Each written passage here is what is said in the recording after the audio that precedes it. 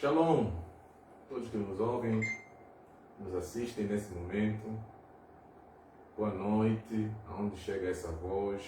Nós temos uma conversa agora com o pastor Sadraque, temos 1 hora apenas, é pouco tempo, mas nós queremos conversar sobre vários assuntos da espiritualidade angolana, várias conversas sobre teologia, seminário, dia a dia da nossa vida e como nós podemos entender a perspectiva do outro.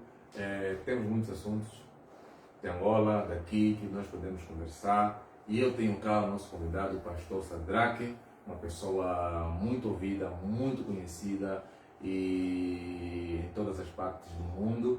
E nós queremos ter essa conversa aberta. Você pode participar dessa conversa enviando sua pergunta, a sua questão, e aqui vamos conversar, vamos responder.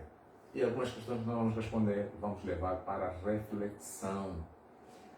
E vamos começar com o pensamento de Benjamin Franklin. Benjamin Franklin foi um dos fundadores dos Estados Unidos da América, faz parte da Revolução Americana, e há um pensamento dele que mexeu comigo hoje ao longo do dia, que quer dizer a coisa certa no momento certo é mais fácil do que deixar de dizer a coisa errada no momento tentador.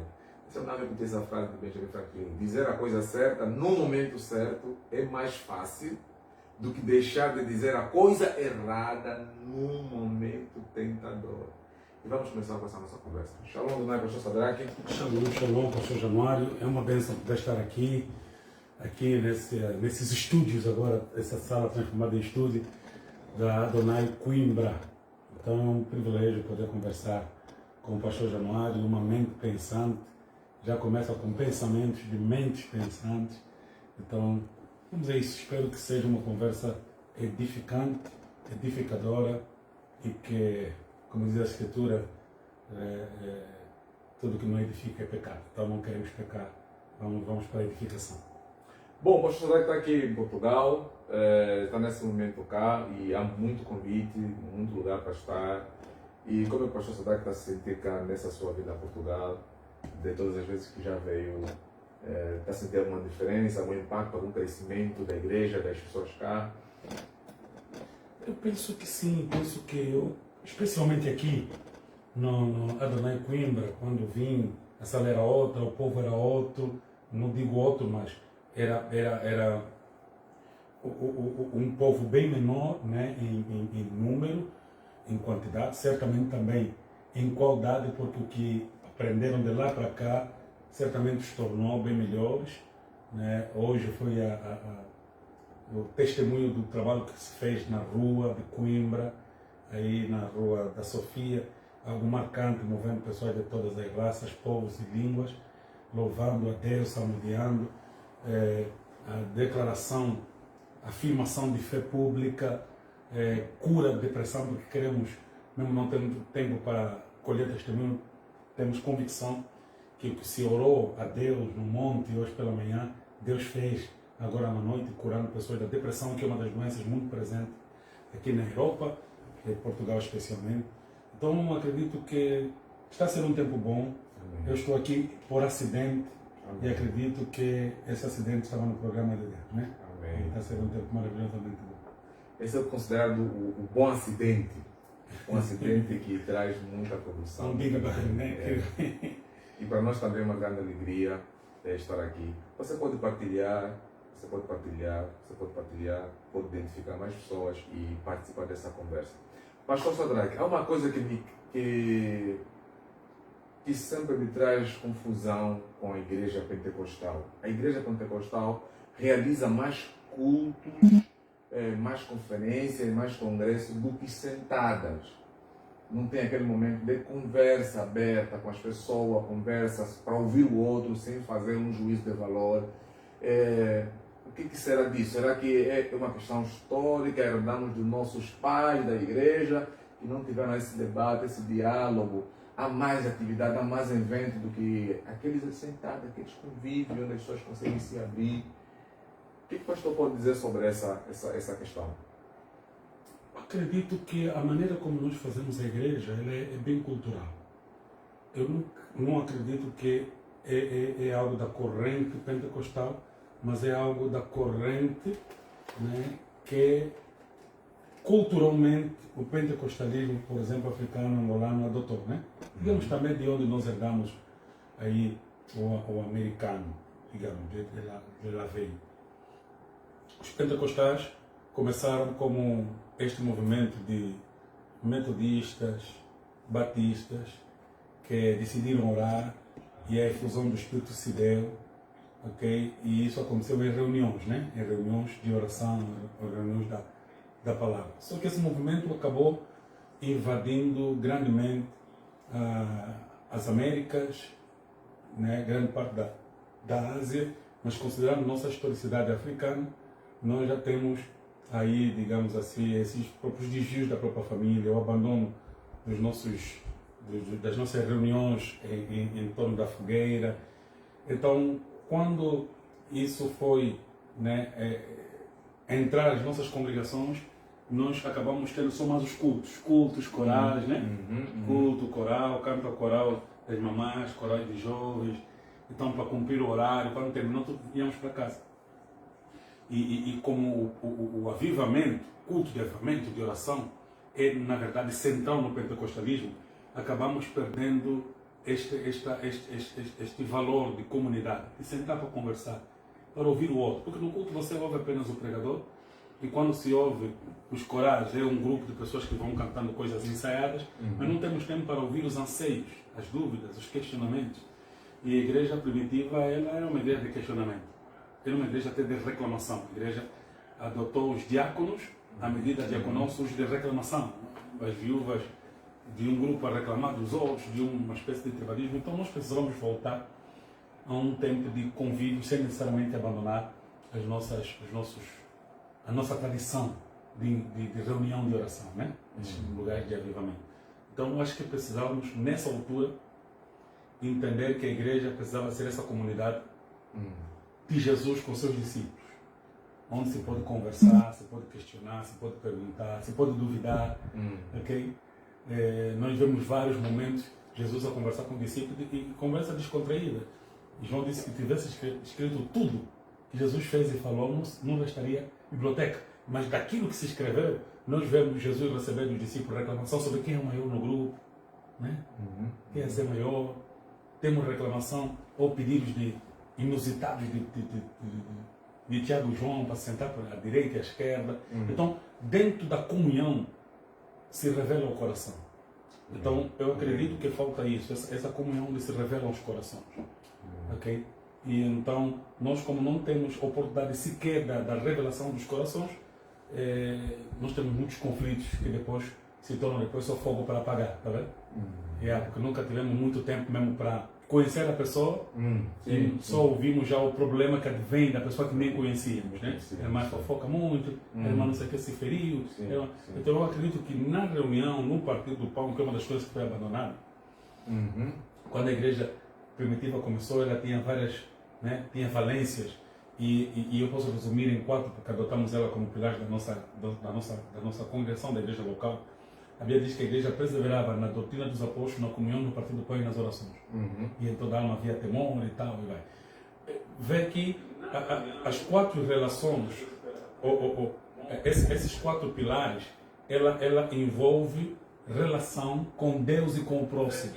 Nós não podemos fazer uma igreja apenas de relação com Deus, sem ser também uma igreja de relação com o próximo. Na palavra e na oração, eu tenho comunhão com Deus, porque na oração eu falo com Deus, na palavra Deus fala comigo.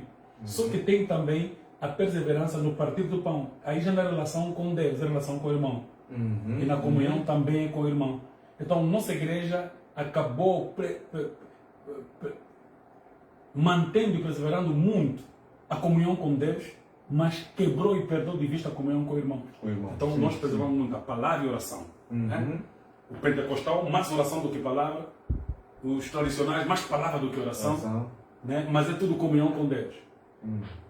E aonde é que está o partido do pão? Onde é que está a comunhão? E eles comiam de casa em casa. E em cada uma havia. Né? Então essas questões foram deixadas para trás. Então nós passamos a ser espirituais com uma espiritualidade mortelada, porque é uma espiritualidade que só visa o irmão. João diz o seguinte: aquele que diz amar a Deus, mas o seu irmão, o amor do Pai não está nele. Então, se você diz amar a Deus, mas não ama teu irmão, o amor que você diz ter por Deus não existe. Não está dentro de ti. Então, Deus nos confiou uma comunhão com Ele que não anula a comunhão com o irmão. Antes, pelo contrário, a comunhão com o irmão valida a comunhão com Ele. Então, nós precisamos manter esses 4 pilares da igreja primitiva, que é perseverança na oração, no partir do pão, perseverança na palavra, no partir do pão e na oração, no partir do pão, comunhão e na oração.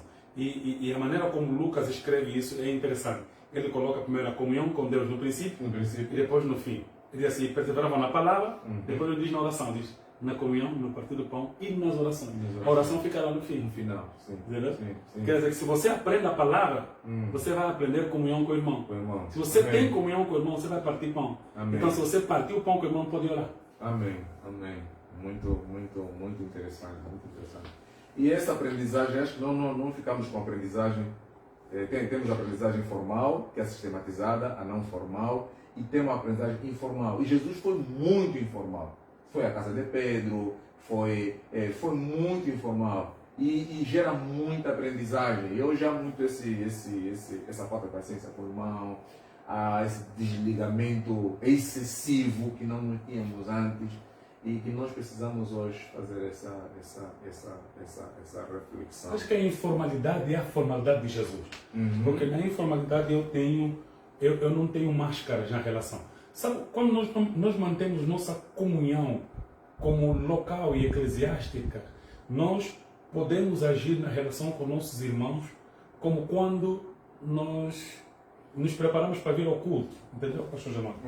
Nós nos preparamos para vir ao culto e nós preparamos a roupa, né? Hoje fomos preparar a roupa para o culto de amanhã, certo? Eu tenho inclusive uma combinação, certo? Uma combinação da minha roupa. Sim. E amanhã eu tenho a roupa que vou usar, né? Tenho uma camisa, tenho o casaco, tenho a calça, tenho calçado. Só que quando nosso culto é apenas esse programa litúrgico, eu também preparo a máscara. Certo. Eu não preparo só o casaco, a camisa, a saia, o vestido, eu preparo a máscara para o culto.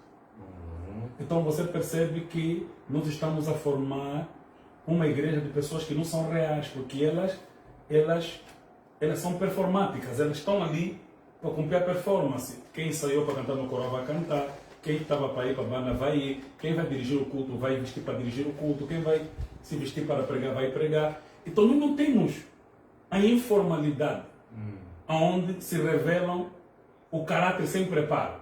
Personalidade, aquela coisa só olhar, nos encontramos aí, estávamos a conversar e de repente saiu uma coisa sem eu ter pensado, sem eu ter ensaiado, sem ter organizado. Então alguma coisa dessas, né, a espontaneidade do espírito não pode ser anulada em detrimento da sistematização do culto ou a pragmatização, né, dos nossos encontros. Então, e essa máscara que nós usamos, essa máscara que se usa, não é o medo de ser julgado, né? A pessoa na igreja mostra ser uma pessoa, em casa é uma outra pessoa, no serviço também é uma outra pessoa, no outro evento também é uma outra pessoa.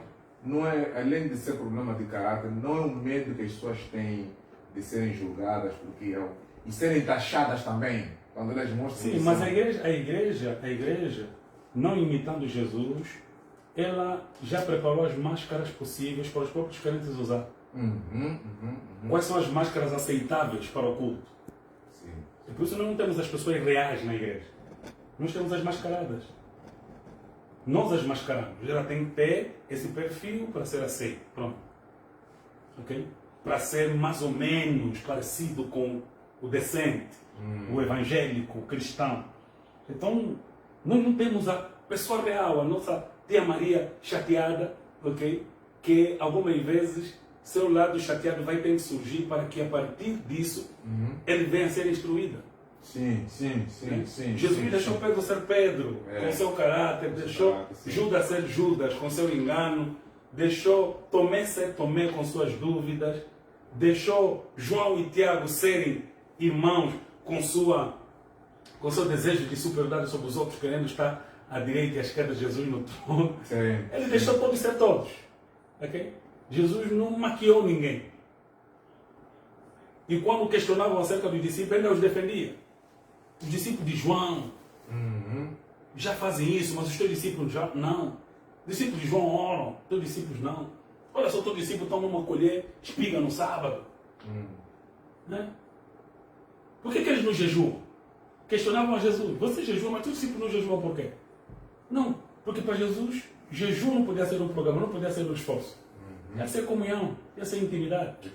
Diz quando eles for tirar do noivo, eles vão jejuar. Então, Jesus não dava nada a ninguém para cumprir programa. Era porque havia uma necessidade real, espiritual, pessoal, para a pessoa fazer tal coisa. Então, nós não temos um Jesus que obrigava quem quer que seja, mas que instruía aqueles que, podendo aprender, aprendiam, e como Judas, não podendo aprender, não aprendiam.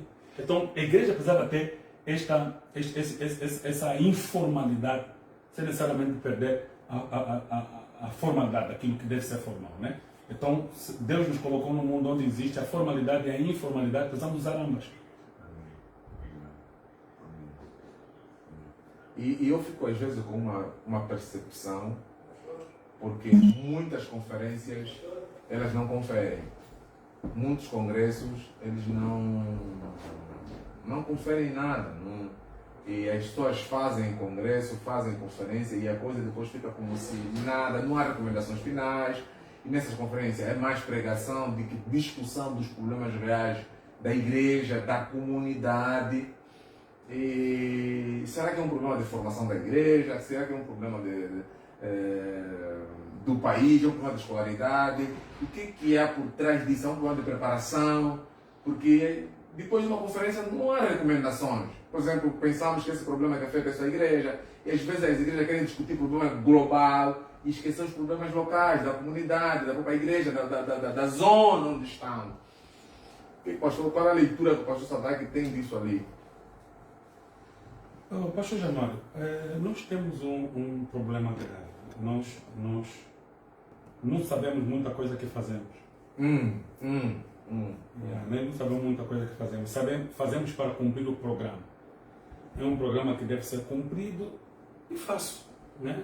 Esse ano vamos ter 2 conferências e fazemos, simplesmente. Mas não conhecemos nada do que fizemos, não conhecemos sequer o pensamento, a ideia, o princípio, o fim, a finalidade do que fazemos. Então, isso, vamos lá, falar da igreja de Angola, isso é um problema, inclusive, do país inteiro. Quais são as resoluções que vieram de conferência? Vamos lá, quando falamos, por exemplo, conferências de Berlim, as resoluções das conferências determinaram a própria história da humanidade. Exatamente. Está vendo? Da conferência haviam resoluções que definiram mapas. Sim. Que definiram línguas, culturas inteiras. Por quê? Porque é um assunto que precisava ser definido em conferência, precisavam conferir, precisavam concluir, precisavam dar recomendações, precisavam aplicar o que se fez. Mas nós temos conferências que de lá só vem apenas a satisfação de a termos feito. Não é dali disso. Então nós precisamos pensar claramente o que é que estamos a fazer. Nós não podemos investir muito em volume, mas em qualidade das coisas que fazemos. Então nós estamos a conferir o quê? Tá bom, nós fizemos um tratado sobre a fofoca, por exemplo, na nossa igreja. Sentamos, aliamos, acertamos. Tá bom, 2 anos depois, a fofoca foi tratada. Estamos bem melhor em relação a esse tema. Isso. Não, estamos a falar sobre gestão financeira, por exemplo, à luz das Sagradas Escrituras. Tá bom, depois de anos, estamos melhor nisso, nesse ponto. Então, isso é que é conferir o que tratamos. Se tratamos, o tratado precisa ser levado adiante, porque o investimento que se fez com a conferência precisa ser colhido nos frutos futuros do que se aplicou.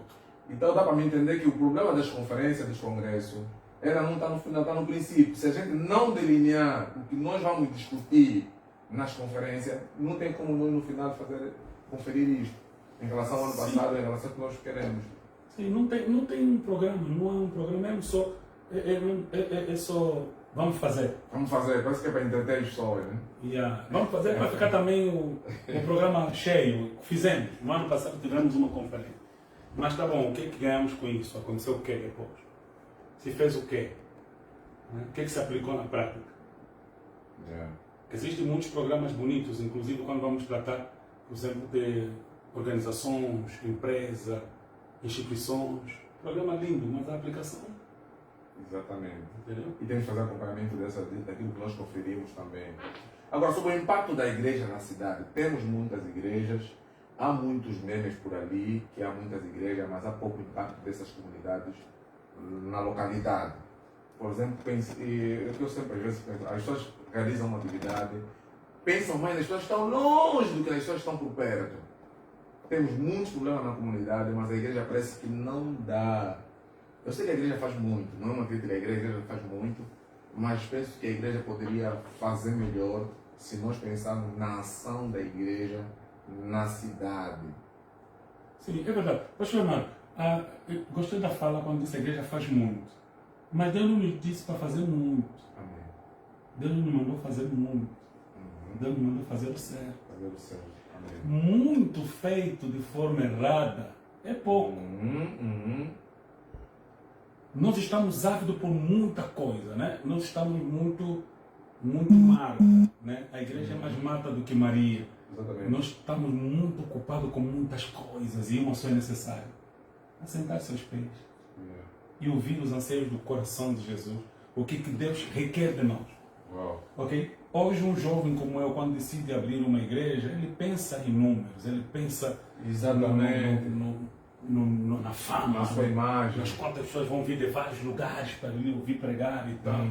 Mas a mudança de facto não existe. E algumas vezes pescamos apenas em aquários. Né? São membros que estavam satisfeitos com a igreja A, então decidiram ir para a igreja B, também satisfeitos, depois foram para C, que abriu agora, Itabaté, tem programas muito mais interessantes. Então, nós não estamos a fazer um trabalho de fato. Enquanto isso, temos muitas igrejas e comunidades que continuam adúlteras, prostitutas, né, vândalas, pessoas que cultuam nossas igrejas, mas não mudaram o comportamento, são os que, servindo instituições do Estado, né, roubam, estão na zunga, mentem, até no quilo, né, bofocam a lata para candimbar lá. Então, nós não estamos a fazer uma mudança de fato. E as nossas comunidades não são comunidades bíblicas do ponto de vista da aplicação da vida cristã. Okay? Então nós precisamos visar muito o nosso papel social também. A igreja tem a responsabilidade social, o seu ministério social, o impacto social. Quando a igreja cristã começou, a igreja primitiva, onde chegasse, diziam: chegaram aqui também os que agitam a cidade, os que mexem a cidade.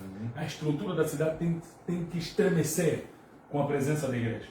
Okay? Tem que se mudar. Nós estamos aqui na Europa, como vemos as construções antiquíssimas da Europa, elas são essencialmente cristãs. Templos cristãos, né? Agostinianos, e vai, grandes construções. É a partir da própria visão, né, cultural nascida das bases cristãs que se construiu a Europa, se estabeleceu as Américas.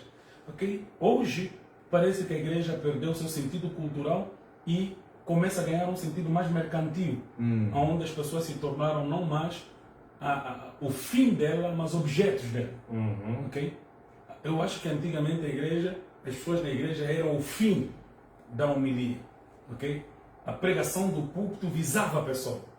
Hoje parece que as pessoas são apenas usadas para a imagem da igreja, a imagem do pastor, a imagem da denominação. Não devia ser assim. As pessoas não são objetos, as pessoas são exatamente a razão porque Deus, sendo glorificado, né, ou buscando a glória para si mesmo, enviou seu filho para morrer por essas pessoas. Então precisamos devolver às pessoas, né, ou à igreja, o valor que as pessoas têm, a imagem e semelhança de Deus. E se nós mudássemos as pessoas, certamente as pessoas mudariam as comunidades. Então a ideia é a igreja mudada muda as pessoas mudadas mudam as famílias mudadas mudam a sociedade. E certamente assim, o avivamento será maior assim. Uma palavra que ficou aqui: Deus não nos mandou fazer muito, Deus nos mandou fazer o que é certo, fazer muito não é suficiente. O suficiente é fazer o que é certo. Isso é uma fala muito interessante. E essa troca de membros, um membro ficou nervoso com o pastor dele, de repente foi embora, e também o pastor se sentiu satisfeito por receber. Parece que há um gostinho do pastor ouvir queixa sobre o outro pastor, dá um gostinho, dá uma sensação que tipo, eu estou melhor do que o outro, e o membro depois sai e vai para outra igreja, e o membro nunca cresce, porque nunca aceita ser apreendido, nunca se chama atenção. Esse é um problema que nós temos hoje na igreja. Como é que o pastor encara isso? Será que ainda temos aquela cultura, recebemos um membro e ligamos para o pastor da igreja onde saiu, ou pedimos uma carta de correspondência? Essa burocracia é necessária. Será que não é necessário hoje voltarmos a essa burocracia em receber a carta de recomendação, ligar para o pastor onde saiu? Porque hoje as pessoas até se calhar nem têm pastores. Cultuam aqui um mês, não vende o frango que ele quer, ou o bife que ele quer, vai no outro procurar peixe noutra igreja. Essas trocas de membros não está a inviabilizar, não está a desproporcionar o trabalho dos pastores. Pastor Januário, as pessoas hoje não querem prestar contas. Nós somos seres essencialmente prestadores de contas. Deus, quando criou Adão, o criou para prestar contas. Ele colocou no jardim e lhe conferiu responsabilidades da administração do jardim. Certo? Era responsabilidade de Adão cuidar do jardim. E Deus pediu conta disso. O dia que você comeu, você vai morrer. Quando ele comeu, Deus pediu conta. Onde estás, Adão? É a pergunta de quem cobra. Sim, sim. E Adão falou, e Deus misericordiosamente lhe cobriu o casal com pelo e lançou fora. Desde lá, Adão sabia a conta alta que tinha que pagar. O pronúncio da sentença pelo pecado estava ali. Do sol do teu rosto comerás do teu pão. Agora você vai ter que conseguir com teu próprio suor. Com dor terás o teu parto. Mulher. Então nós passamos a ser essencialmente prestador de conta. Quando Adão e Eva nascem a Caim e Abel, outra vez, prestador de conta. Tinham que oferecer no altar sacrifício. Quando Caim mata Abel, Deus cobra dele o sangue do irmão. Somos prestador de contas. Deus manda o dilúvio, Deus está sempre cobrando contas. Quando nós entramos para a família, temos que entender que nós somos prestadores de contas. Eu nasço de um pai, a partir do momento que eu começo a crescer, eu presto conta ao meu pai, presto contas à minha mãe. Vou para a escola, presto contas ao professor. O professor não está na sala, presto contas ao delegado. Decido comprar um carro, presto conta ao polícia, pela carta de condução, presto contas ao Estado, taxa de circulação, seguro. Eu estou sempre prestando contas. Decido me casar, vou prestar contas à minha esposa sobre a hora que chego. Vou prestar conta ao meu marido, sobre inclusive o que eu visto. Então nós somos essencialmente seres prestadores de contas. Sempre que nós prestamos contas, nós temos que ter a capacidade de administrar as contas que vamos prestar. Aonde se é prestador de contas, tem que ser administrador. Quando nós vamos para a igreja e nós assumimos a igreja, né, como nossa comunidade, eu sou automaticamente prestador de contas ao pastor. Porque Deus vai cobrar contas ao pastor dessa alma. A Bíblia diz: vocês precisam imitar a fé dos vossos pastores. Okay? Porque eles é que velam pelas vossas almas. Olha só a responsabilidade que o pastor tem de velar pela alma da ovelha. Quando eu recebo uma ovelha, a partir do momento que eu a recebo, eu presto contas da vida, da alma dela diante dele. Ela presta contas a mim. Ok? Hoje a igreja, com esse teor quase que não familiar, não congregacional, com um formato quase que mercantil, as pessoas não querem prestar contas. Eu apenas sou um consumidor, eu vim aqui, me prega só, vou dar minha oferta, meu dízimo, estou embora. Não tenho relação contigo. É como eu fui para Zara ou para Zerna e decidi apenas pagar. Não tenho relação contigo. Certo? Não preciso nem prestar conta sobre como eu vou usar o que eu comprei. Nada além. Então, esses crentes que vivem à margem da não prestação de contas, quando ele decide ir embora, vai embora.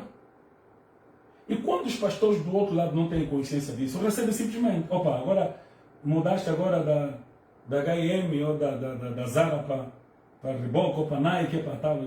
E nossos calçados são bem melhores e tal, oferecemos mais conforto. Não vai sentir o que você sentia quando usava aquele tênis. Fica aqui e vai. Então nós oferecemos serviços atendendo aos caprichos das pessoas. As suas debilidades. Então nós não formamos uma igreja onde estamos dispostos a discipular. mas nós estamos dispostos a terceirizar a fé delas.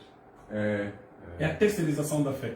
Esse crente não cresce em fé, não cresce em paciência, não cresce em perdão, não cresce em amor, não cresce em resiliência, não cresce no fruto do Espírito como bondade, fé, longanimidade, temperança, ok? Ele não suporta, não gosta de abusos, vão embora e vai. Então não se tem pastores aonde não se tem prestação de contas. Nós crescemos em igreja de prestação de contas. Eu cresci numa igreja que vi meu pai ser disciplinado no mesmo dia que disciplinaram a minha mãe, disciplinaram a meu irmão mais velho. E quase que humilhados no mesmo culto. Vocês conhecem um pouco a história. Sim. Mas no domingo a seguir, meu pai está nos preparando, todos nós, para ir na mesma igreja, nós estávamos na disciplina. Por quê? Porque meu pai não era senão uma ovelha que tinha um pastor, que mesmo o pastor errando contra ele, ele não errou contra o pastor. Nem contra ele. Então, muita maturidade isso aí. Você cresce em amor, você cresce em perdão, você cresce em paciência. Você foi humilhado no dia seguinte, está na mesma congregação da humilhação. E sem relevar mágoa, né? Não, eu cresci nesse ambiente, vendo meu pai perdoar pessoas que eu, na altura, não perdoaria.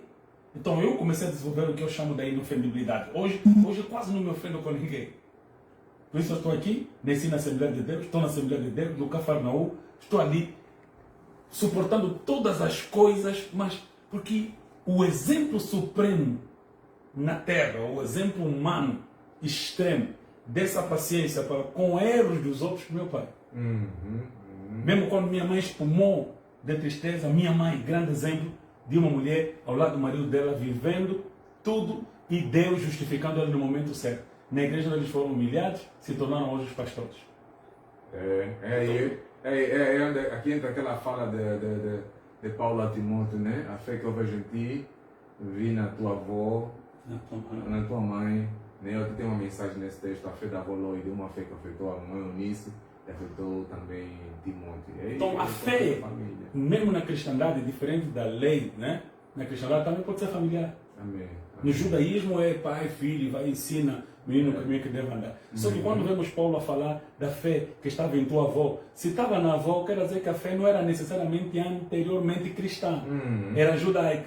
Mas era uma fé judaica, mas confirmada, né, na convicção que quando o cristianismo chegou, elas reconheceram que esta mensagem é a continuidade do que se disse, né, nos profetas, nas leis e nos salmos, e agora está aqui. A mãe pegou a mesma fé. Quando Timóteo teve acesso à mesma mensagem, é discípulo de Paulo.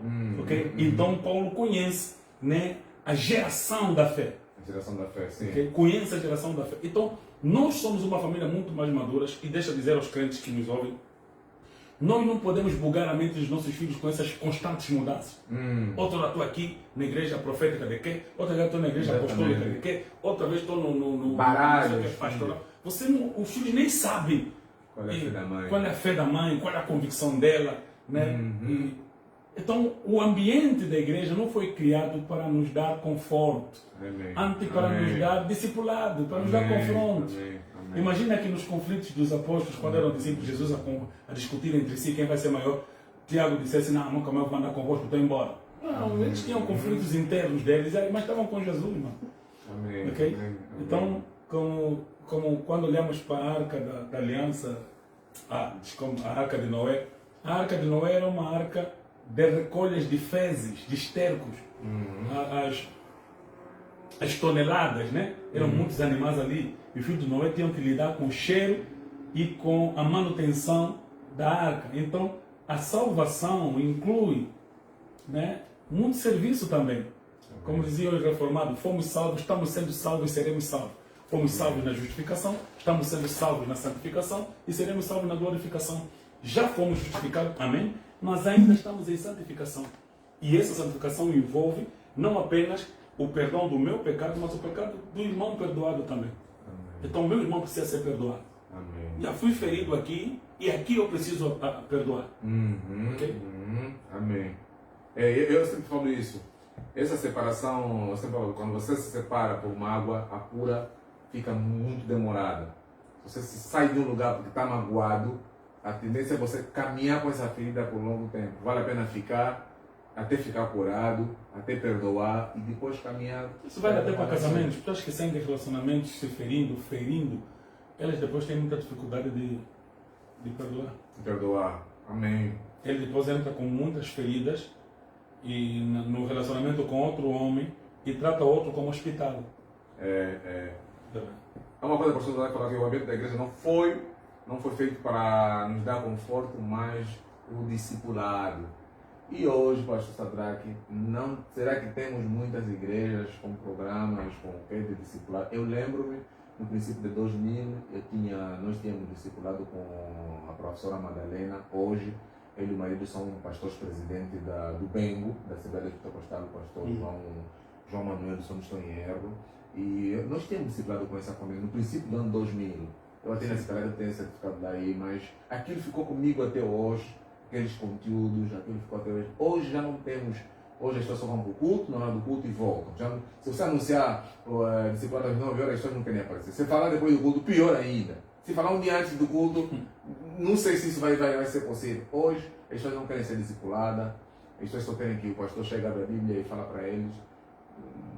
O que o pastor Sadraque pode nos aconselhar? Nessa sociedade bem mercantil, nesse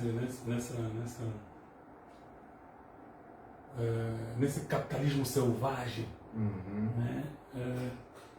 A fé ficou um recreio, e a igreja é apenas um recreio. E nós precisamos também, como igreja, encontrar modelos, usar recursos como internet para melhorar nosso discipulado também, né? Mas eu penso que o mais profundo discipulado é mesmo que nós já tratamos aqui, que é o discipulado de comunhão, de relação. Relação, sim. Discipulado informal. Essa coisa de estarmos juntos, sairmos juntos, e a observar o pastor. Okay? O pastor não precisa ser um ser muito secreto, escondido, onde os crentes não têm acesso à casa dele. Sim. Tendemos a chegar a esse nível. O pastor precisa ser mesmo alguém com cheiro de ovelha, com cheiro de terra, com cheiro do capim. Eu penso que, quanto à questão do conteúdo, poderíamos nos adaptar, porque nós não temos empregos regulares. Okay? Nós temos pessoas que podem não trabalhar na semana, se trabalham no final de semana. Temos pessoas que não trabalham no final de semana, trabalham na semana. Como é que eu consigo uniformizar isso? Quando um trabalha de noite, outro trabalha de dia, outro trabalha até meio-dia. Então, eu até posso ter um dia em que poderia apenas compactar em 30 minutos tudo que eles receberam por e-mail, WhatsApp, lê isso, lê aquilo, lê, escreve aquilo, não sei o que, escreve aqui, faz a tarefa ali, responda sobre isso. E no dia, breve, rapidamente, falando de tal, eu vi como você respondeu aquilo, como é que você defende aquilo, como é que você defende aquele pensamento sobre a soteriologia ou sobre a justificação. Você confundiu justificação com glorificação, por que você entendeu desse jeito? Vamos lá, a doutrina rudimentar, as fundamentais, mas elas já leram, elas já tiveram no tempo do almoço no trabalho, se calhar não tempo para ler, 30 minutos para ler, então eu acho que precisamos usar os recursos que temos para os tempos de hoje. Os tempos de hoje. Sim. Paulo, quando se viu preso, decidiu usar cartas. Era a tecnologia da época. Exatamente. Sim. Carta era o Facebook dele, o Instagram dele, o WhatsApp dele. Então, se Paulo estivesse aqui hoje, mesmo preso numa sala como essa, pode ter certeza que se com papiro, pergaminhos e penas nos deu 13 cartas, com WhatsApp ele poderia estar nos dar já 13 mil. Então ele teria escrito bastante, muito. Então eu acredito que a igreja precisava era entender o tempo em que estamos a pastorear e os recursos que temos disponíveis para continuar a discipular. E sobre esses atropelos que temos tido com a igreja, falamos sobre essa conferência de discipulado, falamos de muita coisa, relativamente os discípulos ou o povo. Não será que também temos um problema na formação de pastores? Estamos a falar já do contexto angolano, esse problema que temos, a conversa do falso profetismo, enfim, há muita conversa sobre, parece que ficou na moda falar herege, falar falso profeta, ficou um linguajar, ficou na moda. E esse problema que temos com as igrejas, muitos problemas que temos tido, não estou a falar das redes sociais, porque as redes sociais é uma coisa mínima, dá essa impressão de que a igreja angolana está muito mal pelas redes sociais, pelas partilhas, mas eu não creio muito nessa idade, porque o consumo de internet em Angola ainda é muito reduzido mesmo. Então são essas coisas mínimas que estão acontecendo ali. Boa parte dos pastores angolanos não tem uma formação teológica sistematizada, não tiveram um acompanhamento sistematizado. Também os seminários teológicos têm seus problemas. O meu amigo José Malua tem um texto sobre o seminário teológico. Eu gostaria muito que ele publicasse esse artigo sobre problemas do seminário teológico, as dificuldades, ou seja, os problemas que o seminário teológico causa muitas vezes nos seus estudantes. O problema de Angola, qual é verdadeiramente sobre esse atropelo da igreja, falso profeta, falso ensino, e igreja é mais de motivação do que doutrinação? Qual é a leitura que o pastor tem sobre isso? O problema está na base. Precisamos primeiro, pastor Jamel, partir do pressuposto em que nossos pastores, muitos deles mais velhos, os que nos geraram na fé, só estão a estudar agora. Ok? Eles fizeram uma igreja maltrapilha, muito sincera, com uma pureza quase que puritana, mas com muito pouco conhecimento. Isso. Okay? Pregando raso, nos ensinando sobre a santidade, caindo muitas vezes numa espécie de legalismo, mas eles foram fazendo igreja. Eles vão tendo hoje acesso também ao estudo, já bem mais tarde.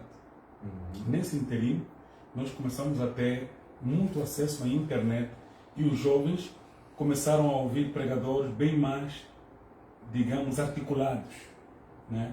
Começamos a ter pregadores muito mais articulados. Por exemplo, lá começamos a consumir os Gideões e houve lá na banda um grande avivamento, muitos jovens que queriam orar e no monte e vai.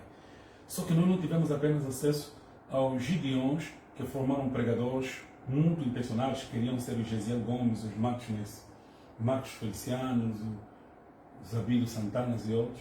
Começamos depois a ter acesso também a pregadores americanos, onde muitos queriam ser os T.D. Jakes, os Noel Jones e tal, e veio aquela coisa do piano.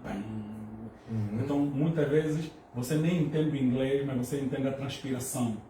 Você entende, né? Posso pregar como eu sinto e vai. E vamos embora. Só que desse meio, nós temos também acesso agora aos vídeos da Nigéria. Que na Prophesy, vai Zimbábue. Então, nós temos um grupo de jovens que não tem referências bem formadas, indo para os ventos que mais lhe agradam. Ou você vai imitar um pregador brasileiro, ou você vai cair na vibe americana, ou então nos profetas africanos. E cada um escolheu um caminho, né, e seguiu. Certo? Então, nós temos um conjunto de movimentos que surgiram desde os ministérios, os gracistas, depois também um grupo começou as comunidades, e daqui a pouco começou também com acesso ao Paulo Júnior, ao Augusto Nicodemos, os reformados, e veio também aí a questão dos hereges, o ensino herege. Então, nós temos um conjunto de jovens que, fatiados, cada um seguiu o movimento que mais lhe impactou, que mais lhe marcou. Porque nos faltou referências firmes que nos delineassem, não só nas igrejas pentecostais, nas tradicionais também, que muitos até de jovens profetas, hoje, alguns vieram da igreja bem tradicionais, não das pentecostais necessariamente, alguns vieram de tradicionais mesmo. Então, nós precisamos nos encontrar como povo. Precisamos nos encontrar na teologia, precisamos nos encontrar na oração, na espiritualidade. Precisamos saber o que Deus requer de nós. Então, hoje nós estamos descaracterizados como povo e até como ministros do Evangelho. Né? As escolas que vão vindo, elas também são esvaziadas de recursos. Né? Temos o Estelo, no Lubango, temos o IBA, né? Agora a FATAD. Então, são hoje os ministros que já nos ensinaram muito, que começaram a correr atrás da formação e muitos começaram a dar conta que ficaram 20 anos a ensinar errado. Quando vamos começar a ensinar o certo, muitos já se desviaram nesses caminhos porque foram encontrando referências que pareciam ser bem melhor que os pastores deles.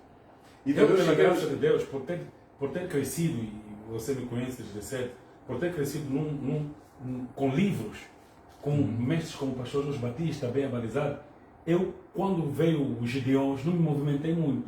Aprendi com o necessário, mas não fui na onda. Esse grupo aí não teve... Assisti Ben Hinn, assisti T.D. Jakes, Noel Jones, Chris Aquilome, depois começaram a surgir Macandiwas, eu estava ali, sempre firme no que aprendi, colhendo o que é positivo de um lado, descartando o que não era, ok? Porque eu tinha uma base. A base é necessária, inclusive, para julgar o que você deixa entrar ou não permite que entre. Então, o que você aprendeu como base, filtra o que você recebe. Até mesmo daqueles que parecem ser grandes mestres. Eu ouço Augusto Nicodemos há muito tempo. Você conhece que eu segui Carl Fábio por longos anos. Geseu como Carl Fábio. Mesmo sabendo que o Carl Fábio era reformado, não entendendo, por exemplo... Já em 2004, já falávamos de Carl Fábio. Carl Fábio, 2004. Mas aí, um cara que eu admirava, mas não engolia tudo. Entendeu? Não engolia tudo. Estou a engolir o necessário para mim. É como comer peixe. Você botou o peixe na boca, está mastigando, mas quando não está, tira. Questão de escola. Né? Você tem uma escola que faz com que você filtra tudo, sem descartar também. Então, eu não tenho também aquele falso zelo dos outros, né? Errou, cometeu um erro, já não lhe ouço mais. Não. Até hoje, quando posso com alguma tristeza, tiro um tempo para ouvir o Carl Fábio. Poxa, um mestre, mano. Nos marcou muito, infelizmente. Né? Algumas coisas já não são como eram. Ferido pelas situações que ocorreram com ele, mas... A igreja não soube cuidar do Carl Fábio no momento necessário. No momento necessário, no momento que ele precisou mais. Né? A igreja não manteve o que falamos no início, a comunhão e o partir do pão. Né? Descartou, lançou fora, gravaram vídeos, ofenderam, tiraram o livro dele da livraria. Tudo por causa de um pecado que ele confessou e esperou da igreja. Né? Repreensão sem expulsão. Né? O acolhimento do irmão, o fortalecimento. Mas esse é o risco de você ser uma grande referência, porque depois as pessoas terceirizam a fé dele em ti, né? E vai, seja santo, o crente quer que você seja santo na conta dele, seja puro na conta dele, e ore por ele, jejue por ele, lê a Bíblia por ele, ele não quer, né? Meu pastor é puro, meu pastor mas ele não é. Então as pessoas preferem terceirizar a fé dele no homem de Deus.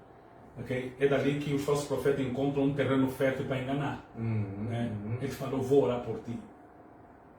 Você tem que me dar isso porque eu vou entrar no mundo do espírito. Você tem que ter alguém que tem uma credencial para te resolver os problemas. Por quê? Porque você terceirizou tua fé.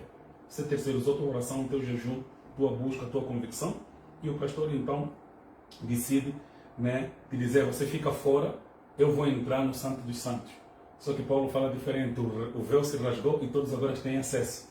Então o trabalho do pastor não é entrar no Santo dos Santos para levar a resposta para o crente, é levar o crente para o Santo dos Santos.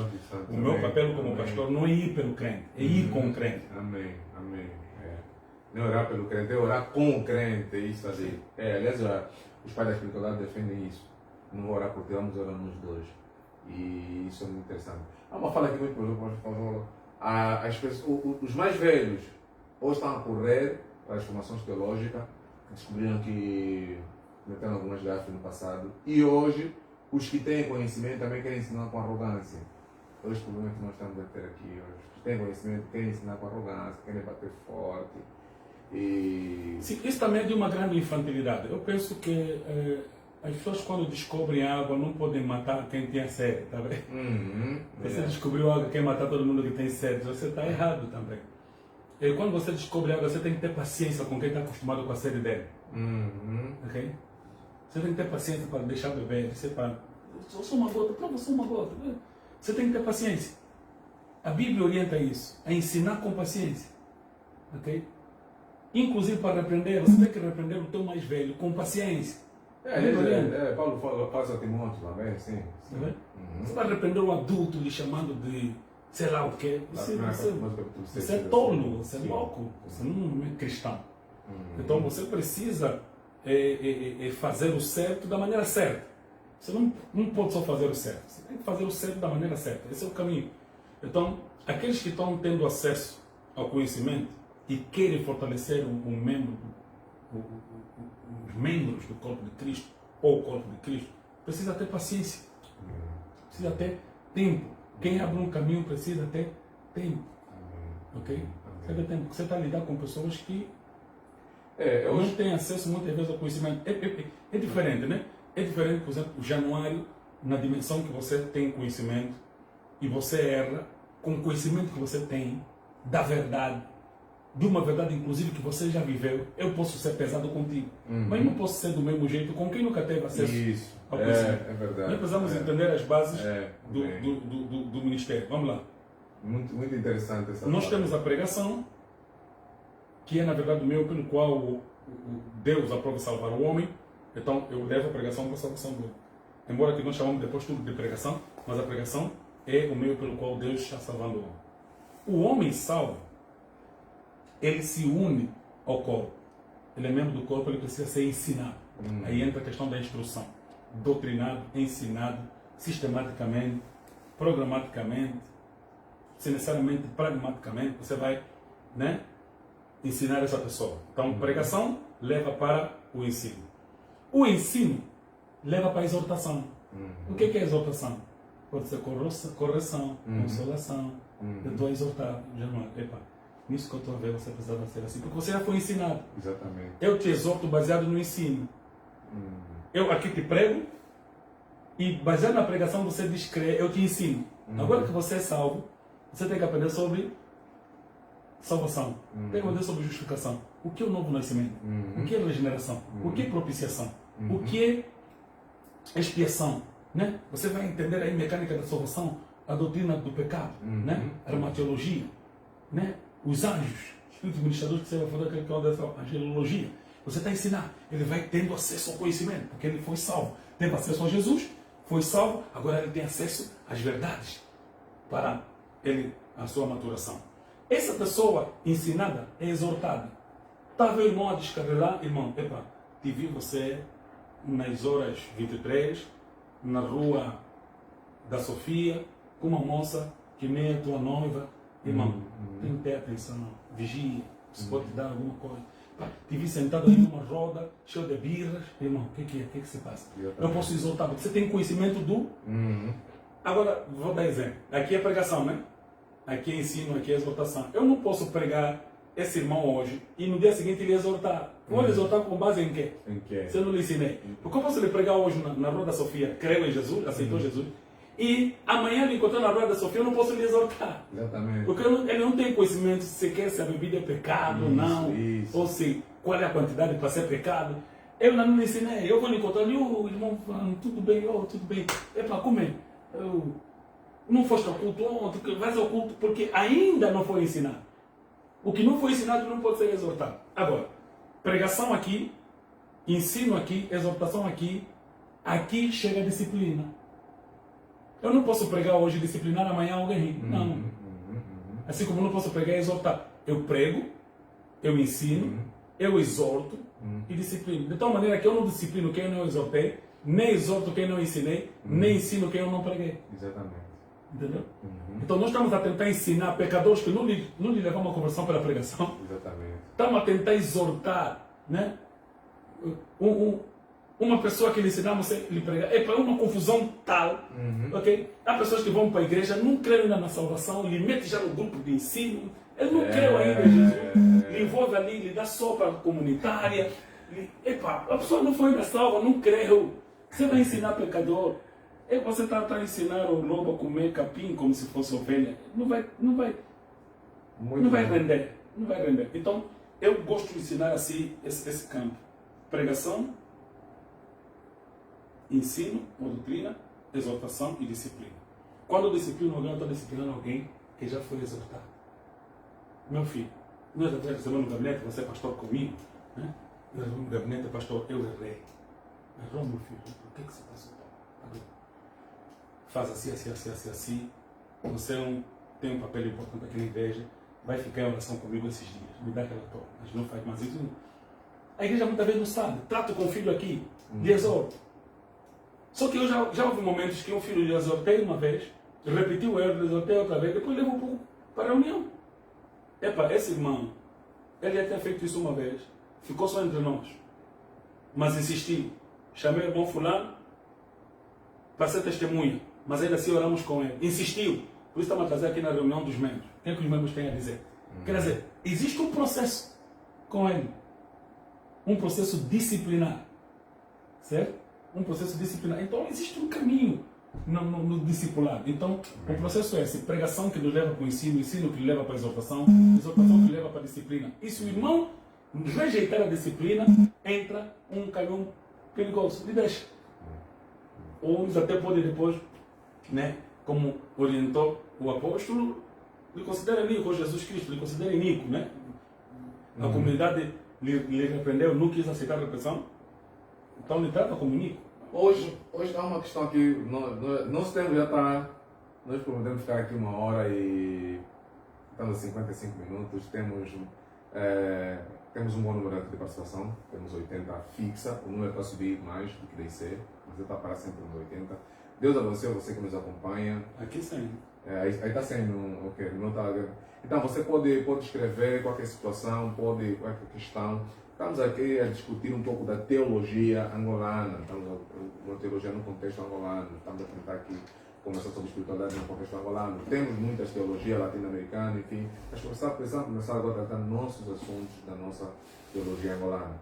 Há uma questão que acontece hoje em Angola, parece que há um desrespeito aos mais velhos do país, naturalmente da igreja, estamos a falar da igreja, há um desrespeito aos mais velhos do país, aqueles mais velhos que trabalharam muito, com pouco conhecimento que tiveram, mas conseguiram fazer uma expansão do evangelho, conseguiram construir um cenário.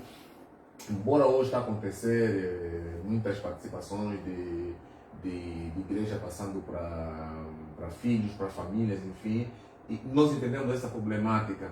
Eu hoje prefiro conservar, eu prefiro manter, prefiro ver. Os mais velhos estão a falhar, sim, mas eu prefiro me manter calado, não porque eu não quero bater contra os mais velhos, mas porque eu quero respeitar o trabalho grande que eles fizeram. E eu também não creio que por conta disso o trabalho vai ir abaixo, não creio nisso. Então, que pastor Sadraque, um profeta da nação, o mais velho de muita juventude, que conselho podemos dar em face dessas questões? Precisamos valorizar. Os mais velhos fizeram muito. Aliás, hoje somos fruto do trabalho desses mais velhos. Somos fruto do pastor Joaquim, do pai Abraão, somos fruto de outros mais velhos, do pastor Adão Malua, do pastor Antônio Quinta no Quasa Sul, todos dos outros pastores que já nem vivem. Pastor Mauano, entre outros, pastor Júnior, entre outros mais velhos, estou a falar da igreja Assembleia Pentecostal e outras igrejas mais batistas que têm outros mais velhos.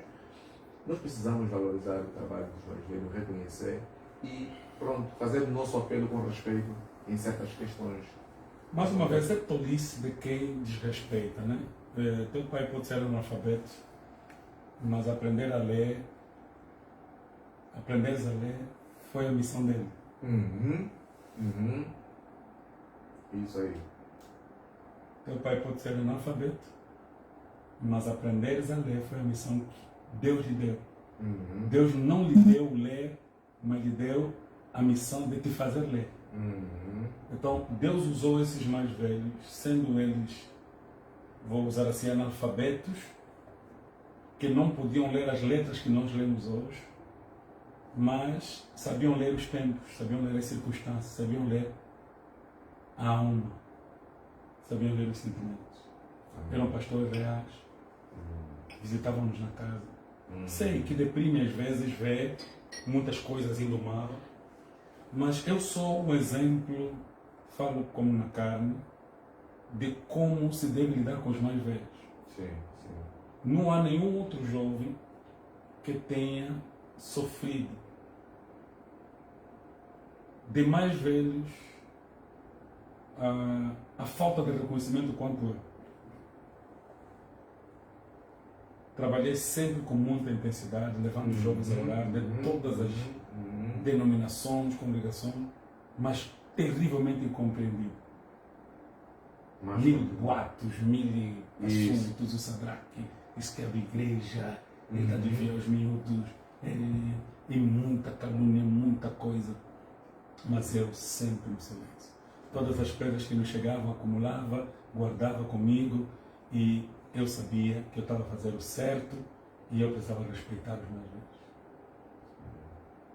Hoje eu tenho acesso ao meu pastor-presidente no gabinete dele para decidir, inclusive, o que se deve fazer.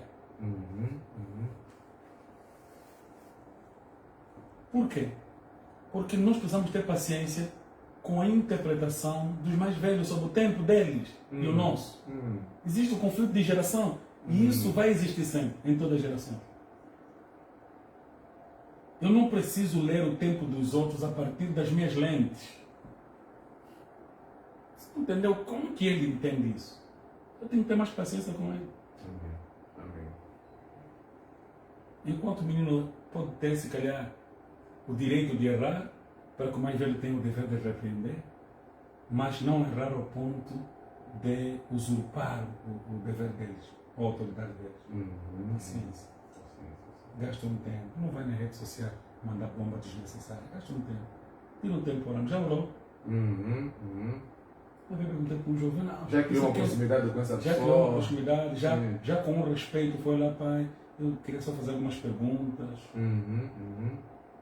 Jesus que estava no meio dos doutores, a Bíblia diz que aos 12 anos estão no meio de doutores.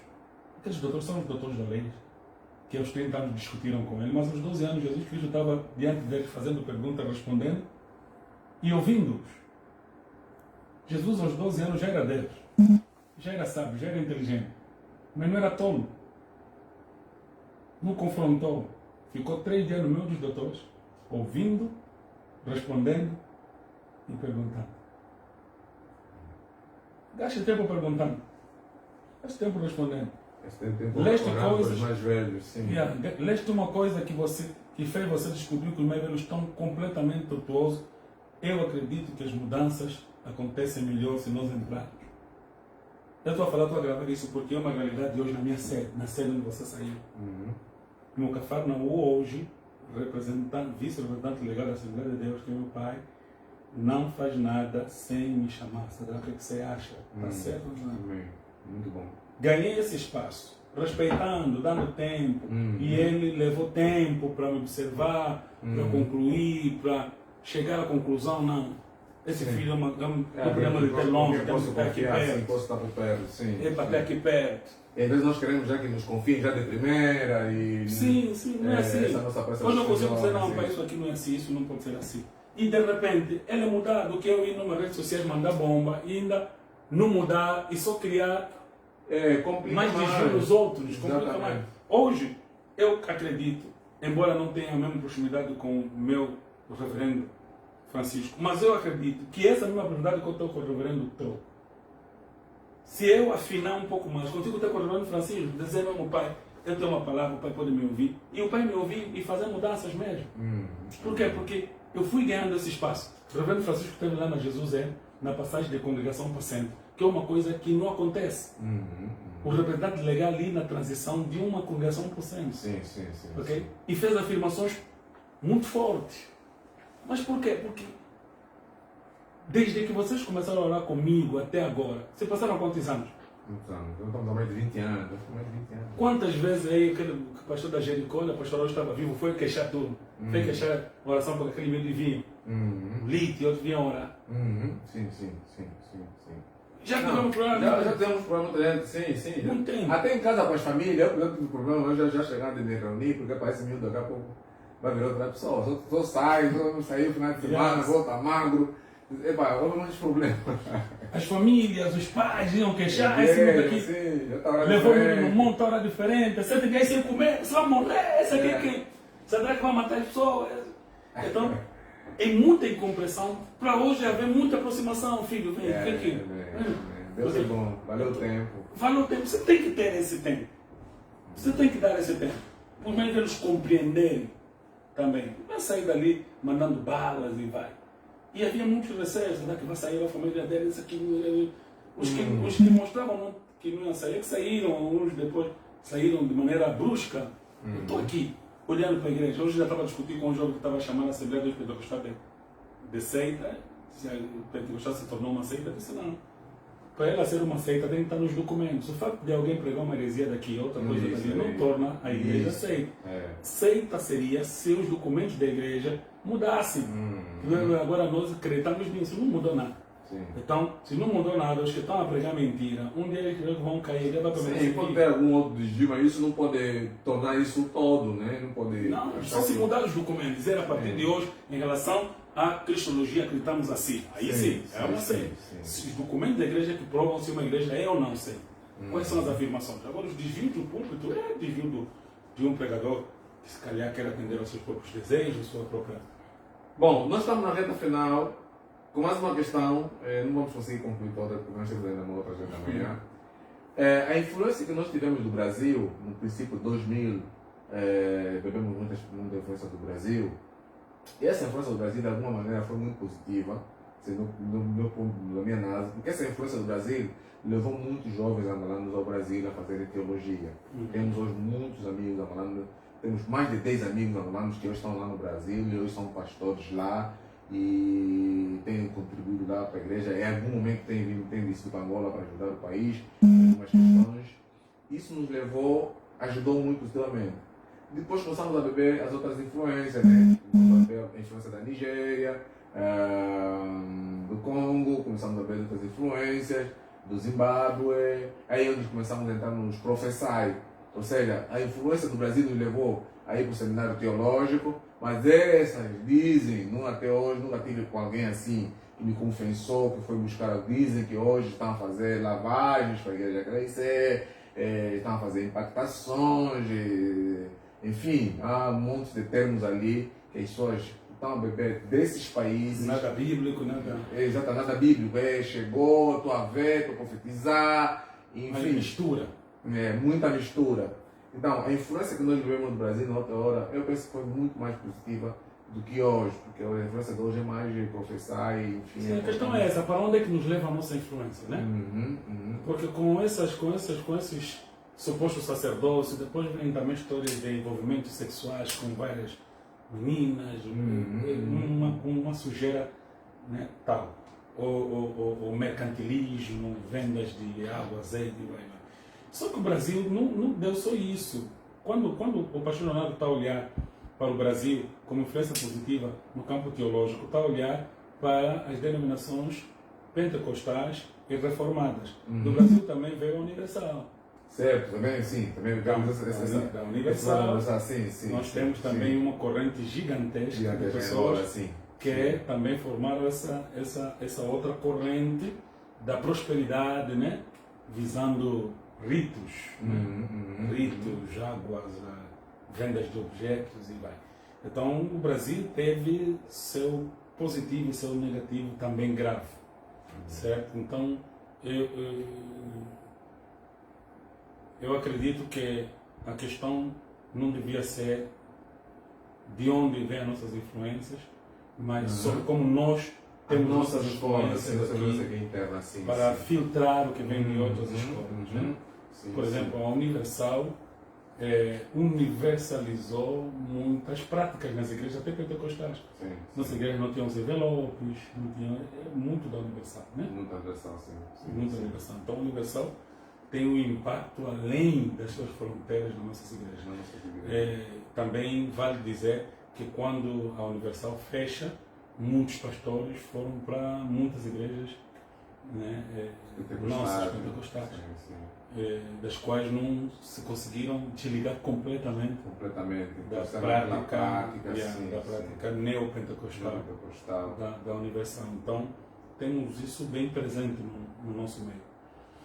E me dá a sensação que também hoje parece que nós os pentecostais, hoje neopentecostais, essa influência levou-nos a desconfiar mais das pessoas do que a confiar nas pessoas. As famílias estão muito separadas, estão muito afastadas.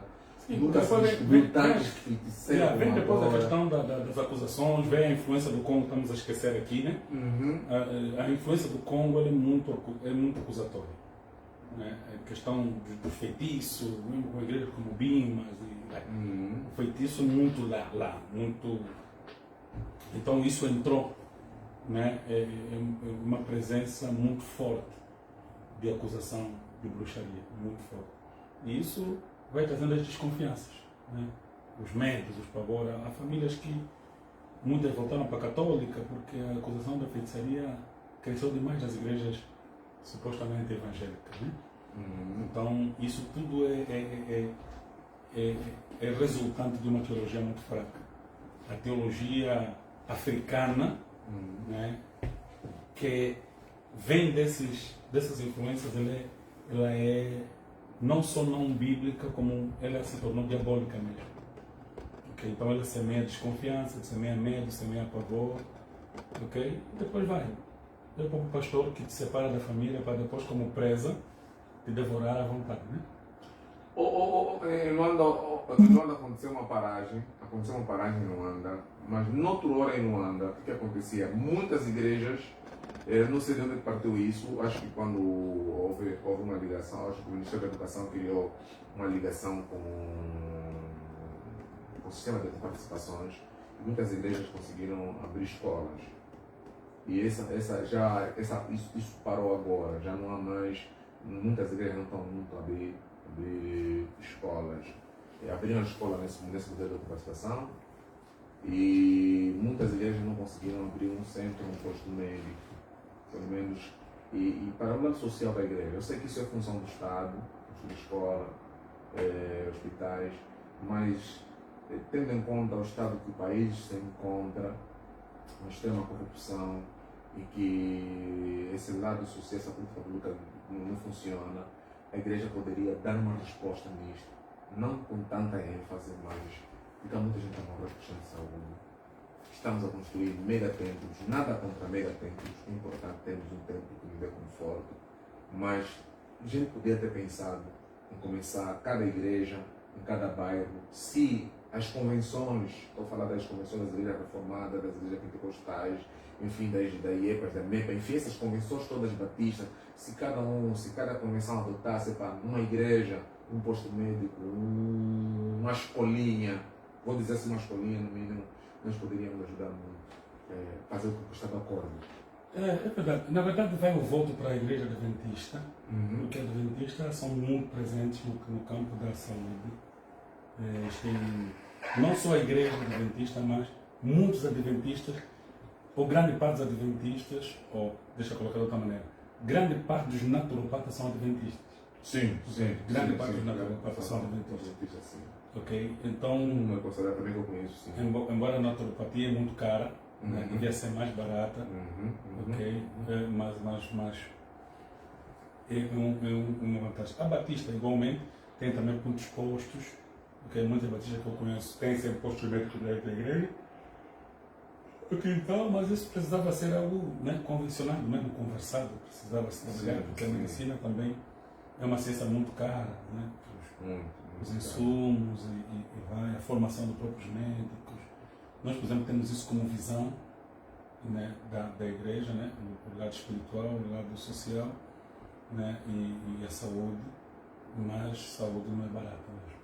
Saúde é cara. E nós temos, e a igreja tem uma vantagem de poder ter voluntários. Não necessariamente nós vamos pagar um salário ao irmão ou irmã, mas a irmã pode ser voluntária, podemos fazer várias escalas para escalar várias irmãs, íamos comprar laboratório, buscar dinheiro para ali, uma irmã que vai trabalhar no período da manhã, outra irmã que vai fazer consulta naquele. Muitas vezes, um paciente, só o fato de estar com um doutor, lhe ouvir, já é meia cura para ele. Ele não tem dinheiro para ir para o hospital, mas só o doutor lhe ouviu, olha, sinto dor aqui, sinto dor aqui, o doutor fazer isso. Só lhe passar as mãos ou passar algum instrumento. Já é placebo, tá? Exatamente, já fez. Então, é um apelo que nós podemos... E outra coisa, Angola nos últimos anos arrogou-se próspera. Arrogou-se muito próspera e tal, não precisa mais de ninguém. Por isso aqui, o moçambicano em Coimbra paga 70 euros, o angolano paga 700. Porque o angolano disse que já somos ricos, já somos próximos, não precisamos mais de ajudas. E isso afetou-nos muito em muitos aspectos, inclusive para ajudas, né, comunitárias ou sociais para o país. Okay? A igreja precisa estudar também formas de encontrar financiamentos internacionais. Estamos a trabalhar, por exemplo, com uma filha da igreja que conhece bem isso. Financiamentos internacionais para ajudas locais. Ajudas locais, né? sim. Ou não só internacional, mesmo nacionalmente, empresas, Precisamos crescer o país nesse nível, empresas que possam ser parceiras da igreja para os serviços sociais. Então, acredito que precisamos começar a pensar nisso, porque não adianta só pedirmos dom de cura, acho que precisamos pedir dom de não ficar doente, de não permitir que fique doente. Mas Deus nos deu graça também da saúde, esse desenvolvimento da saúde é de Deus, e isso é muito importante. Há uma distância entre a igreja e a comunidade local, ou seja, as administrações locais, há uma desconfiança da administração local com a igreja. Mas a desconfiança no país é geral. Ninguém confia em ninguém, dos mesmos partidos não se confia, da mesma administração não se confia, da mesma igreja não se confia. Então nós precisamos de um restauro da confiança. Precisamos de um restauro nacional da confiança. Precisamos outra vez nos confiar, precisamos outra vez, né, nos reparar como povo. Nós estamos desconfiando uns dos outros, não nos confiamos, né, e o angolano se tornou o lobo do próprio angolano. E essa questão da ciência que entrou pouco na igreja, no país, eu viajei um tempo ao Brasil, eu percebi também que a igreja lá cientificou tudo. E olhando para Angola, eu olho que Angola também não cientificou nada. Diabolizou tudo. Vai para o Brasil, cientificaram tudo, vem para Angola, você vê que diabolizaram tudo. Situações que é para médicos, situações que é para resolver, conversar, tudo entrando no campo do ataque, o diabo, o espírito, não sei o quê. Às vezes é caso psicológico, exatamente, psicossomático, isso. É algo do campo físico. Sim, sim. Né? Então nós entramos e pioramos a coisa e muita gente morre por conta disso, por diabolizar tudo, muita gente morre. Yeah. E muita gente também nesses países como o Brasil ficam mais oprimida por eles cientificarem também tudo, a questão da endemoniado, mas ele fala, pá, temos que ir na questão psicológica, parece que está não sei mais quanto. Toma uma... E isso, então precisamos, Angola, estamos a pensar, posso falar assim, estamos a pensar para Angola, no sentido de nós, não cientificar, vamos, quando é agir com a ciência, vamos cientificar, quando é para espiritualizar a coisa, vamos espiritualizar a coisa, esse equilíbrio... Todas as ciências precisam estar vivas, né? Estar vivas, sim. Precisa a medicina estar viva, tanto quanto a teologia estar viva. Então, tudo precisa estar vivo e funcionar na perfeição. E olhar isso como uma evolução de Deus, olhar o desenvolvimento da saúde como uma graça de Deus. Deus está abençoando os seus filhos para estudarem medicina, para ajudarem, né, a resolver essas questões. Vamos fechar. Muito obrigado, professor Sadraque. Muito nos acompanhar. Arnaldo Pedro, Fernando Tambundo, nosso mano, também está nos acompanhar. O Madureira, Cipriano Nunda também está nos acompanhar. O Sebastião Zomo está nos acompanhar. Muito obrigado. José Malô também nos acompanhou. Não sei se o pastor Sadraque quer ler aí algumas questões que estão aí nos comentários. E temos vários comentários aqui. Né? Eu tenho poucos. Uns comentários. O que eu vejo aqui são comentários de saudação e tal. Amém. Pastor Sadraque, chegaram tarde, pode depois voltar o vídeo, né, e assistir do princípio. Deus seja louvado pelo Malua, louvado também pelo Madureira, o Pedro Venâncio. Madureira é filho do meu pastor, que hoje me tem como o homem dos eventos da igreja, porque respeitei o mais velho, aguentei, até ele ver que eu podia ser não um adversário, mas um filho. Amém. Uma peça importante. Amém. Para que com sua sabedoria e minha força possamos fazer algo tremendo para a nossa sede. 5 conselhos que o pastor Sadraque pode dar para a igreja angolana, para a juventude angolana, para as famílias, para os amigos. O primeiro conselho que eu daria, embora simples, seja muito... Pode ser 5 conselhos para a juventude angolana, depois metade do conselho para a igreja. Sim. Então, conselho para a família angolana, precisamos outra vez nos reunir, à roda da fogueira, reparar as nossas relações, Amém. evitar as acusações. Amém. Nós somos parte do problema e quando somos parte do problema temos que ser todos parte da solução. Então nós não podemos simplesmente ser o problema sem ser também a solução. Então para famílias angolanas eu recomendo essa unidade. A Bíblia diz quão bom e quão suave é que os irmãos vivam em união. Aí o Senhor ordena a bênção e a prosperidade para sempre. Então não podemos nos divorciar do verdadeiro sentido de unidade. Para a igreja angolana? Para a igreja angolana, precisamos, como igreja, entender de quem nós somos, de quem recebemos a missão, a autoridade, para não sermos vassalos de outros poderes que também receberam a autoridade de Deus. A igreja angolana, ela se tornou muito dependente do Estado angolano em muitos aspectos. Ela não é profética, ela é medrosa em muitos aspectos.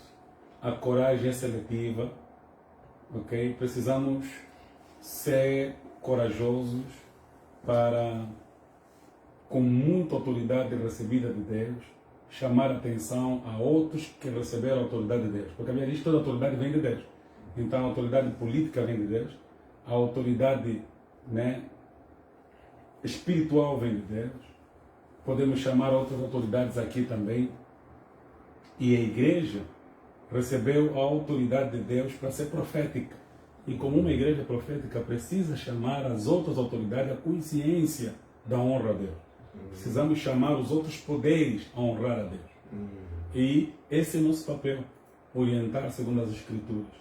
Falar a verdade com amor, mas falar a verdade. Amém. Okay? Então a igreja precisa ser profética. Ela precisa ser profética não no que nem professar, nem profética no tua ver, é profética no que assim diz a palavra, assim diz as Escrituras. Amém, amém, amém. Conselho para a juventude angolana. A juventude angolana precisa saber que, se ela não entender que ela tem um pouco de mais futuro do que o passado, vai ser condicionada por aqueles que têm mais passado do que futuro.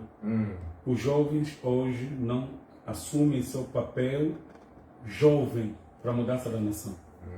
E quando nós nos assumimos como jovens capazes de mudar a nação, vamos ser manipulados pelos velhos, levando para toda forma de conflito, de guerras desnecessárias. Então, meu conselho aos jovens é: assumam o vosso papel. Trabalhem forte, trabalhem duro, envolvam-se na mudança da vossa nação, porque senão um dia os vossos filhos vão cobrar de vocês quando vocês forem os velhos, eles forem os jovens.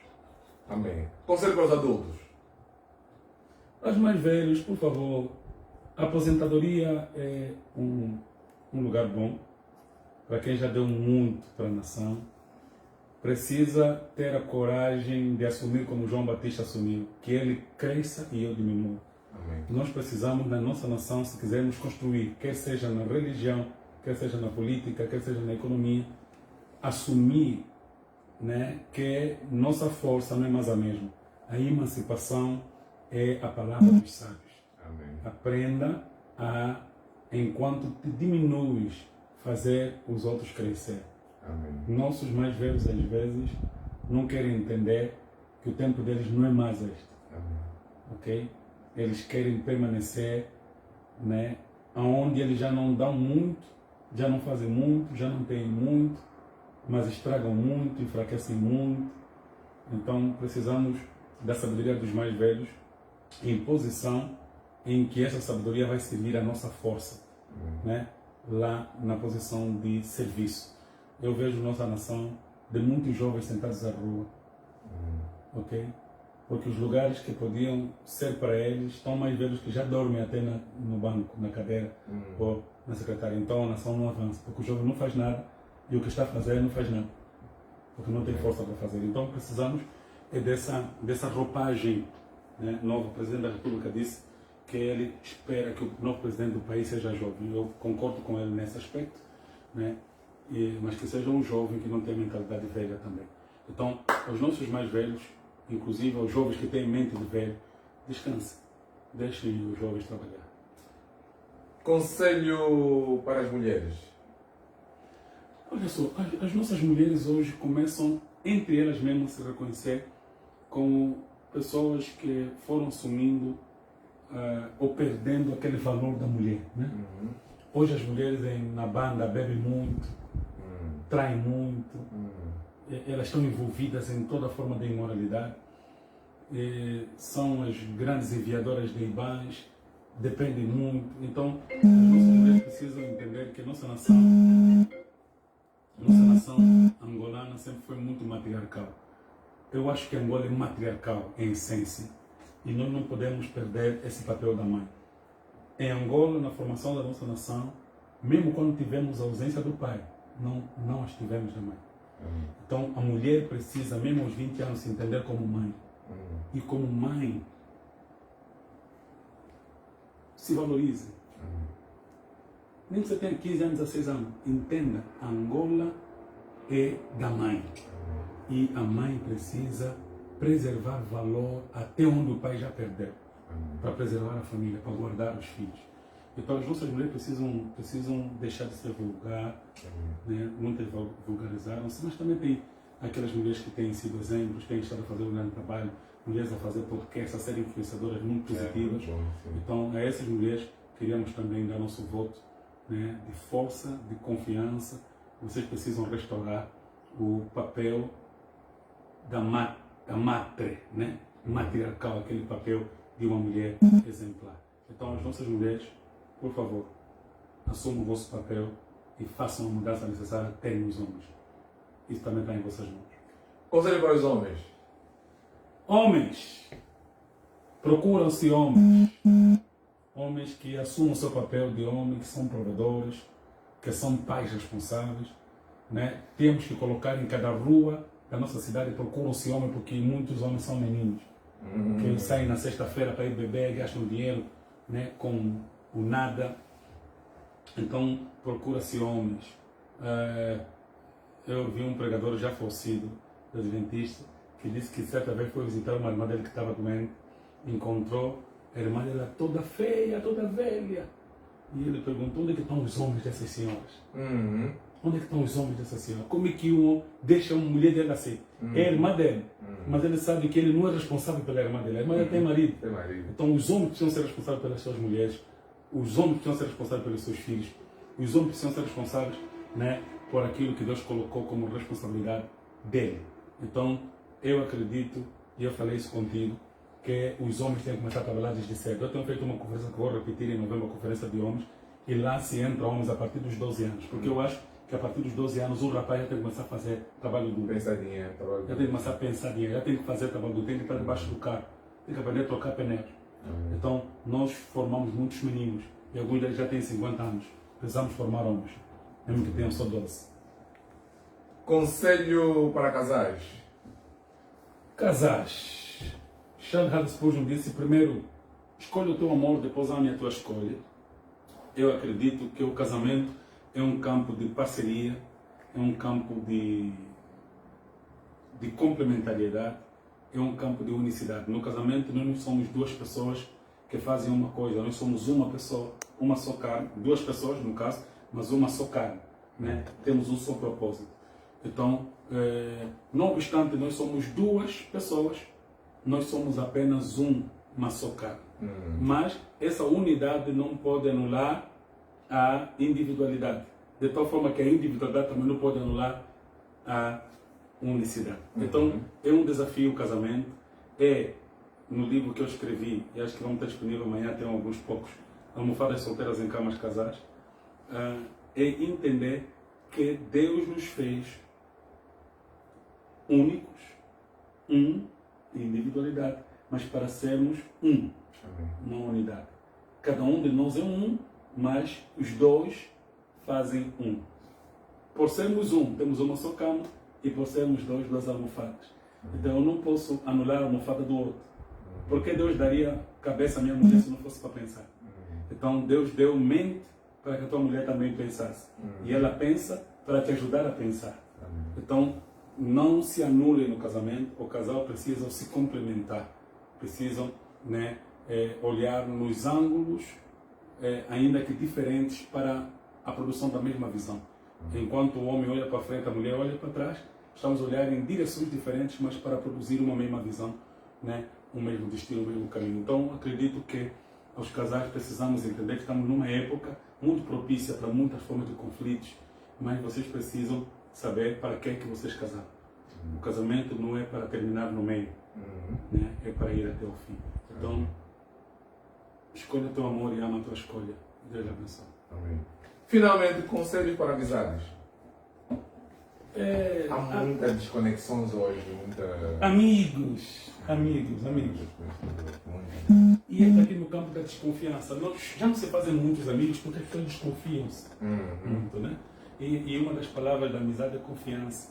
Amém. Ter um amigo é ter alguém que pode ficar atrás com uma faca na mão sem medo de levar uma facada. Amém. Né? E hoje há muita gente que decide recolher-se, né, a seu próprio casulo, porque tem medo até de ser envenenado. Amigos estão a envenenar, amigos estão a trair, amigos. E Jesus mesmo disse de Judas: amigo é com um beijo que me traz. Jesus chama de amigo. Então a amizade é, na verdade, também a possibilidade de traição. Onde não existe amizade, não existe traição. Só pode haver traição, não existe amizade. Então, quem escolheu um amigo, escolheu um potencial traidor que ele acredita que não vai usar dessa potencialidade para o trair. Então, os amigos precisam levar até ao fim essa possibilidade que o outro deu para lhe trair ou para lhe ferir, mas sem ferir. É minha palavra para os amigos. Amém. Seja confiável. Amém. Vamos orar. Vamos orar com o pastor Sadraque, vamos orar todos, vamos fechar. Muito obrigado a você que nos acompanhou. Você que vai entrar agora ou depois, que vai nos ouvir, comente aí e o pastor Sadraque vai estar respondendo algumas questões que vão surgindo. Deus abençoe, obrigado por ter nos acompanhado. Você que nos acompanhou, Deus abençoe. O pastor Sadraque, quando levar em oração, para fechar. Poderoso Deus, a todo nome, toda honra, glória e louvor. Bendito é o Senhor que vive e reina para sempre. Aleluia. Quero apresentar a ti louvor e adoração por tudo que o Senhor é e faz. Por tuas misericórdias, Senhor, resolvemos sermos consumidos. Obrigado por essa conversa. Obrigado por um dia maravilhoso que começou no monte. Seguiu-se, Senhor, com o partir do pão, a cruzada e agora, Senhor, essa conversa onde nós, como amigos e irmãos, pensamos a nossa nação, a teologia da nação, as famílias, os casais. Obrigado, Senhor, por tudo que o Senhor nos permitiu desenvolver nessa conversa. E que, se no mundo falhar, erramos, tenha misericórdia de nós. E que a tua graça, Senhor, possa alcançar a todos que nos ouviram até aqui. Que todos os outros que serão antes, igualmente seja com eles. Que a tua presença continue, Senhor, com o teu servo Januário. Usa o Senhor para continuar a ser uma bênção, e assim como ele já tem sido. No nome de Jesus. Obrigado. Amém. Amém. Deus abençoe a todos. Hoje foi um dia muito produtivo. Às 6 horas estávamos no monte. Fomos fazer no Parque do Pão, fomos para algumas compras, fomos para a cruzada, estamos aqui, dia abençoado. Shalom a todos. Pode sugerir o próximo tema da próxima conversa. Estamos juntos. Deus abençoe.